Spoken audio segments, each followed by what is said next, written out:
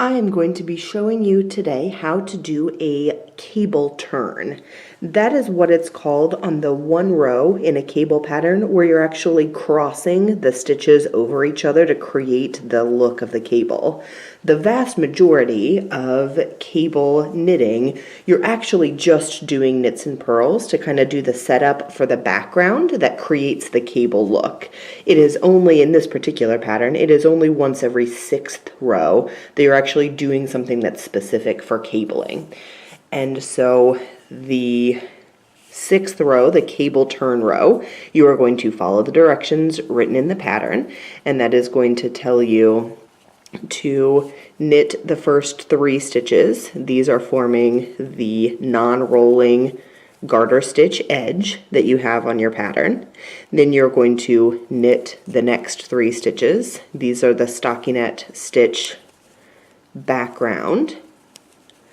Purl the next 2 stitches, and again you bring your yarn between the needles when you're switching from a knit stitch to a purl stitch. Purl the next 2 stitches. That creates the reverse stockinette stitch visual division that you get before the cable. And now we're actually ready to do the cable turn. And in this pattern and most patterns, the cable turn is abbreviated with the abbreviation C6F. That means your cable is worked over 6 stitches, so the 6 stitches of the cable. So 6, and then C stands for cable, and then F stands for front. And that is telling us that when we are putting our stitches, when we are holding our stitches to either side of the work, we're going to be holding them to the front for this cable.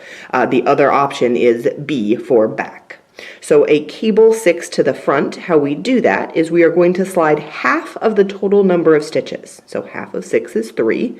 We're going to slide 3 stitches onto a cable needle. I really like totally straight cable needles. They look exactly like double points, and in some cases are double points. So you slide half of the total number of stitches onto a cable needle, and because this is a front twisting cable, we are going to hold those stitches to the front. If it was a back twisting cable, we would put the stitches to the back of our work. Then we are going to knit the other half of the cable stitches. So I'm going to knit the next 3 stitches completely as normal. So this first stitch that we do, there is a gap where those 3 stitches are on the needle, and we are not going to leave extra space we're not going to leave extra space, kind of a long strand of yarn hanging out there. We're just going to knit the next stitch exactly like it was a normal stitch. So we're going to knit the other half of the cable stitches. So we put 3 on the cable needle, and then we knit 3. And now we're going to take those 3 stitches and we're going to slide them back on to this needle. Slip them right back on there, and you're finished with the cable needle for now, so you can set that aside until it's time to do the next cable row. We are going to knit those last 3 stitches. So you're knitting 6 stitches for the cable. You're just knitting them out of order. You're knitting the last 3 stitches first, and then you're knitting the first 3 stitches. And that twists the fabric across itself, and that's what creates the look of that cable. And then we just finish that pattern row as it is written, where we're purling 2 and then knitting to the end of the row. And that is how you do a cable turn row. Again, with cables, the vast majority of the knitting when you're working cables is actually just going to be knit stitches and purl stitches. It's only once every 6th row for this particular pattern that we're actually going to be doing that cable twist.